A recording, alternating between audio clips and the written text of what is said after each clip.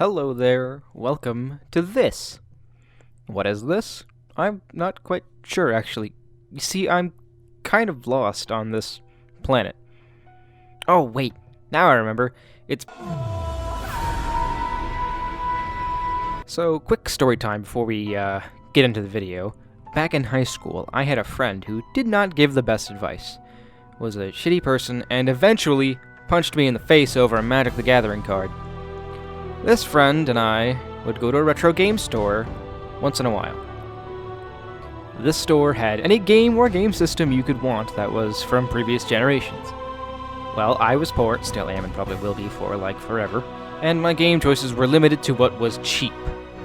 I had an Xbox 360 and like $10 to spend. I had the choice between two games that day, one that I wanted and one that my friend recommended. Well, I went with the recommendation because it had a steel bookcase, and I had always wanted a game case like that. The shiny, cold, and fascinating existence of that case was too much for me to resist. Fast forward to when I was playing the game and I couldn't stand the fucking thing. This is that game. Oh, yes, one more thing. As I reached the final fight of the game, I looked at the final boss, and his face looked a lot like the friend who told me to buy the game. Maybe that was the real reason he recommended it to me. Spoilers, by the way. I guess. Lost Planet starts out in a weird way. You go for the Symphony of the Night approach, where you start off strong and then get your cool shit stripped away, and you don't get your cool dude mech until later. Not really though, as mechs are just kind of sprinkled around the world like candy, and they're pretty much all the same, or just plain trash. If you get this game on Steam, I recommend mouse and keyboard controls. For some reason, the game is super bad with the controller, even though it was on the 360. Perhaps that is what drove me away in the first place. Sadly, even the mouse and keyboard controls can be super wonky, so just deal with it, I guess. Deal with the problems of swapping from side to side to shoot every once in a while you're trying to run backwards and shoot at the same time. It's got a typical Capcom storyline. Dad dies, amnesia, jacket nipples, girl that shouldn't be wearing what she is for the climate, evil corporate jackasses called Nevek, and giant thermal Bugoids called Acrid that you have to kill. You know, the usual. Your character is also a typical Capcom character as well, as in he's just a regular Japanese-looking guy with short black hair. Reminds me of my own appearance, actually. Did they make this game for me? When you're playing, you have to make sure you have your thermal energy at a high enough capacity so you don't freeze to death. You can get more of this energy by finding little posts that fill it up, or from little droplets whenever you kill a monster or break an item that could contain it. Yeah, you slurp up that juice, you little Pikmin. Health doesn't really matter to you when you have your thermal energy, or Teng, or Teng, up pretty high. As long as you have some Teng, you can just heal right back up after getting hit. I honestly like the premise, but the execution can leave a little something to be desired. As for the setting of Cold Destroyed City, I think I will stick with the Metro series of games. This one decides to abandon the whole cold aspect later on, as you'll see. Everyone's outfit is stupid as shit. I had thought it was just the girl's outfit at first, but then I realized something. I realized that their undersuits might as well just be skin. And if that's the case, then the girl's wearing short shorts, and our main character's wearing chaps. Fucking chaps! Our engineer friend, trademark, is also wearing some really dumb shit. I thought the goggles and small dreads were bad at first, and then it got worse. I had noticed that he was wearing a bunch of syringes and 2 grenades around his neck, as if they were some kind of fancy necklace. Seriously, it's just trash he found next to a ruined doctor's office, hoping there would still be some lollipops to be found. To be fair, though, the girls' outfits are a little less dumb when in the snow, as the undersuit goes just up above the exposed titters to keep them warm. Our main character, Wayne, is a cunt. I only know fight is his only way to explore his character. He literally gets into bullshit fights just cause he can. Instead of backing up and going somewhere else when there's an antagonist in the way, he decides it's more fruitful to get attacked and just barely make it into a mech that's just sitting in the manure in the wayside. Or he can just have his dad's prized mech get toasted in a losing fight he should have just ran from. The story is kind of like if you took a soap opera and left out a lot of the exposition. In other words, really just mediocre at best. The gameplay makes up for it, But man, does it feel like a rejected Metal Gear Solid game that didn't have enough wacky bullshit to line up to Kojima's tastes. It even has the same kind of political feeling in the background about ruining a planet.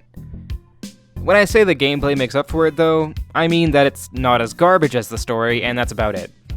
It's not the easiest story to remember, as it just feels pretty generic for a while, even with the different type of world you're in, and I just can't recall anything that had happened really easily.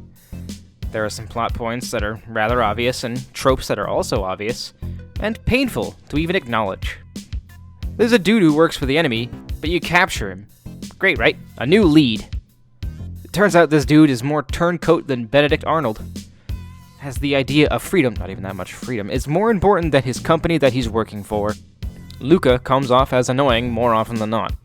Rick, I think that's his name, is a bit too stupid to be the smart tech guy. I don't know how he does it.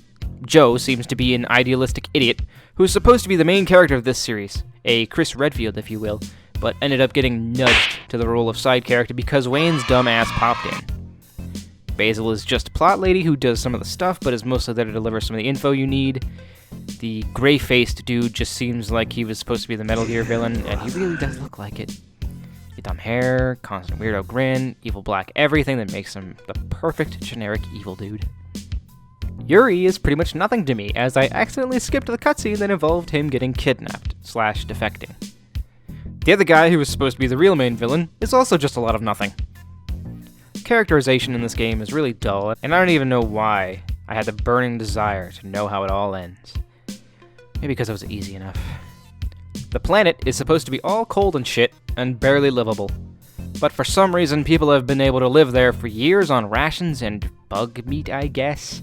They don't really explain it. There's a man eating a ration later, but that's it. Then there's the brilliant idea to move the game to a nice hot area near some volcanoes, and totally doesn't make me question why the fuck they still need the thermal energy to be able to survive there.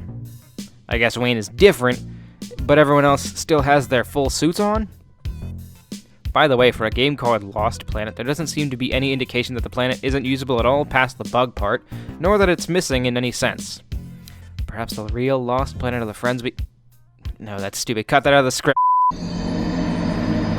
Great boss fights. Very clear as to what you're supposed to do most of the time. Just shoot at them and don't die. Simple as that. Oh, except for the ones that aren't. Like the one that doesn't take damage unless you break off its armor pieces or use rockets. Unless, of course, you just take a step back for a day, come back later, and just use the grenade launcher you forgot was under a big dumb pole at the start. Apparently that's all you need to kill this boss. Fun. Did I say the boss fights were great? My bad. That was a typo. It was supposed to say that I think whoever designed the fights that weren't against Acrid needs to be slapped by their mother and told they're not good enough. Each fight is either boring or impossible without cheesing it. It doesn't make any goddamn sense as to why they decided that there needed to be gimmick mechanics in this game when it only expects you to pick up the context clues. Yeah, I figured out that fight, but they weren't supposed to go into the lava at all. I just had to shoot them 10 times with a grenade launcher. The last boss is the worst, though.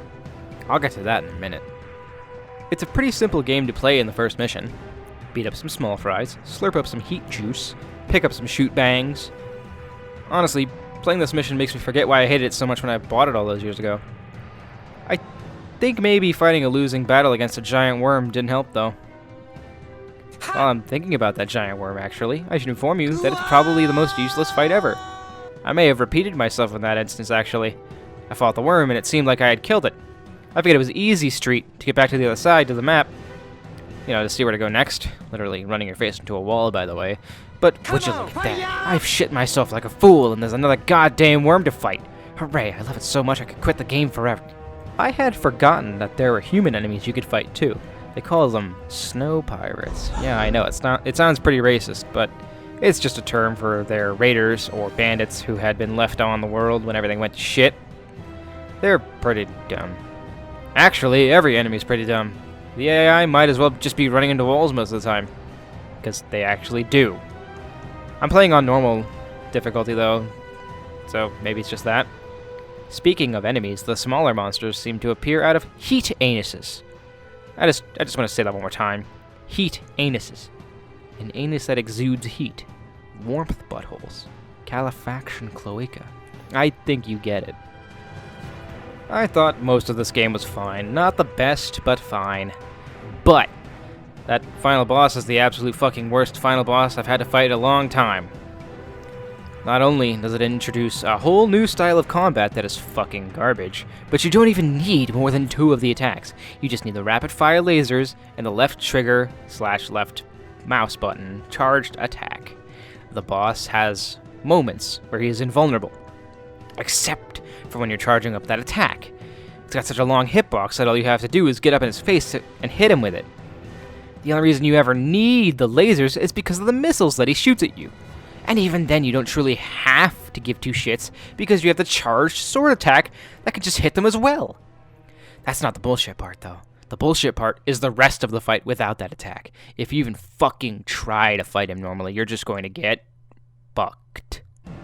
The lasers do no damage. The right sword charge attack is not fast enough to hit him, and you get a tiny little blade beam that do very minuscule amounts of damage, and that's it.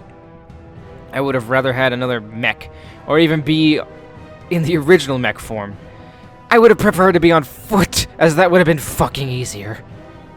Even with the discovery of that massive attack, the fight is no better. He has shields that take no damage, 2 laser fuckboys who sit next to him doing very annoying damage that can sometimes stun lock you into death. Don't get me started on stun locking. And sometimes he just floats above you or below you and just refuses to get hit by your sword attacks. It's abhorrent and disgusting how annoying the fight is. The boss isn't even that much of an antagonist because he looks like some accountant that is disgruntled with not getting his raise and his fucking parking space. This slimy cunt's plan is just to nuke the world with heat and kill everything, and that's literally what our so-called heroes do after the fight is over, like a year later, except it doesn't kill everything. I really wanted to give up on playing this game, like, really wanted to. There was just something about it that made me want to finish it, though. I wanted to see the ending, no matter how painful the dialogue was and how annoying it was to listen to. Perhaps my old demon of the sunken cost fallacy has come to haunt me again. Combat was literally the only driving force to play it, because it was just interesting enough to use all the different little mechs, even though there was only like one good one and the rest were kind of meh, to kill anyone and anything or structure in your way. Perhaps finishing it was a waste of time for me, but for some reason I just wanted to beat it. It also takes about 8 to 10 hours, so it's not that much of a time dump. I'm just gonna say it now, fuck this game. This game lost its focus almost as much as the final half of the first season of Sword Art Online. It was about fighting the Acrid and freeing your planet from their scourge, but then you have to fight some space pirates.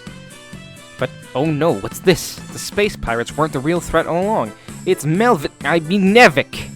Nevik seems to plan to murder everything, so you have to stop them because you don't want the planet to be terraformed. Not like talking it over and saying, hey bro, can we just get off the planet with you cunts so we don't die? But no. No one ever wants to talk it out or make a compromise. Otherwise, we wouldn't have a story, I guess. Fuck that, though. I would have rather had that happen than anything else I did. It was a cakewalk just to get to that final boss. And even that boss is pretty simple, if annoying. The final Acrid boss is also just as easy as shit. Just shoot its little nub arms into its body, then shoot the little nubs that come out of those nubs, then shoot its gross head nub to murder it. Done. Nubbed. I think the only Acrid that gave me any issues was the Green Eye, because he was really hard to dodge. Or maybe the Worm. Before I go any further, because I forgot to write this part in the script earlier, let me talk about the music for a moment. Okay, that moment has passed. Let's continue. No, but really, I can't remember a single track, and none of it was even that good, if I can remember it. It certainly wasn't that easy to hear it during the game, and it was pretty generic upon further listening. It seems I only liked one song, and it was the fucking Worm Fight song. Too bad that song is tarnished with that battle. You can fight me in the comments if you disagree, and go ahead and show me your college degree in sound design so I know you're correct. Before I fought that final boss, I was thinking about if I actually wanted to go ahead and make this video. I didn't think it was that bad, and it was pretty fun sometimes. But the fucking shit story, lame fights, and absolutely dick-shrivelingly annoying final boss made me decide that this game deserves the shit light, and it should be shared with the world. Can I recommend this game? Fucking no. It's too easy, but also not easy enough to just breeze through it during certain fights. The story isn't worth it, the characters aren't worth it, and the gameplay is just barely passable enough to be fun. If you really want to entertain yourself for 11 missions of Bugoids Gone Wild, then sure, go right ahead and buy it on Steam when it's on sale. It'll be cheap as hell and provide you with possibly 8 hours to fuck around in the game. Otherwise, if you're so morbidly curious and just have to figure out if Luca and Wayne do the nasty, then get it for cheap and watch the non-romance unfold. It'll totally be worth $1, or whatever its piddly price tag is. As for my original purchase of the steel case I was talking about at the beginning, I returned to that bitch, like 2 days later, and I bought Dead Space instead. Any hoot, I've already made this script massive, and you've been listening to me trash talk some Capcom weirdos for far too long now. If you liked the video, give it a like and share it around. I want a bigger following so I can do this for a living, you see. If you hate me, though, tell me in the comments so I can laugh at your spelling, or agree with you. Thanks for watching, and I'll see you after I finish the next trash game on my list. Bye.